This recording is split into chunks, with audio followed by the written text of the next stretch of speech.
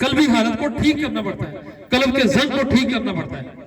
پھر یہ ساری مجاہدات کر کے، ریاضت کر کے انسان کا نفس پاک ہو جاتا ہے اور وہ ایک ڈاکٹر بن جاتا ہے جو دوسروں کو بھی ٹھیک کرتا ہے. تو ہم دیکھیں کہ ہمیں کرنا کیا چاہیے. ہمیں ان برے لوگوں کی صحبت سے، بد کردار لوگوں سے، لڑائی جھگڑالوں سے، بدکماش لوگوں سے، جن کی خصلتیں بری ہیں، ان سے، برے ماحول سے بچنا چاہیے. کیونکہ سرکار میں سنگت کا پھل ہوت ہے کیا کرے کل شد. سنگت کا پھل ہوت ہے کیا کرے کل شد. یعنی جس کے ہم پاس بیٹھیں گے، اٹھیں گے، رہیں گے، سہیں گے، سوئیں گے، جاگیں گے، جس کی ہم کمپنی کریں گے تو وہ کیا ہوگا، اس کا اثر ضرور ہوگا. سنگت کا پھل ہوت ہے کیا کرے کل شد. ایک دہی کی چھینٹ سے پھوٹ جائے سب. ایک من دودھ بھی ہوگا تو وہ دہی کی چھینٹ سے خراب ہو جائے گا، کیونکہ جیسا دو لے بیٹھے ہیں جی، تو وہ پھوٹ جائے گا. تو اسی طریقے سے ایک برا آدمی بری محفل کو، اچھی محفل کو خراب کرنا ہے.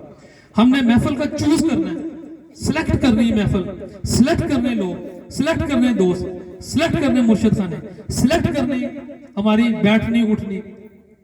A man is known by the company he keeps. کلند جنس بہم پرواز کبوتر با کبوتر باز بابا. یعنی کبوتر کبوتر کے ساتھ اڑتا ہے اور باز باز کے ساتھ اڑتا ہے.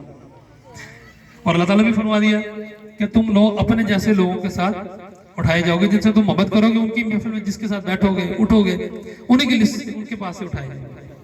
تو پھر جو ڈاکٹر جو ہے وہ کیا کرتا ہے، وہ ٹیکہ لگا کے ٹھیک کر دیتا ہے.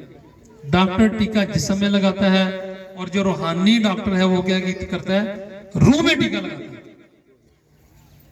ہمیشہ اپنی سنگت کا ہمیں خیال رکھنا چاہیے.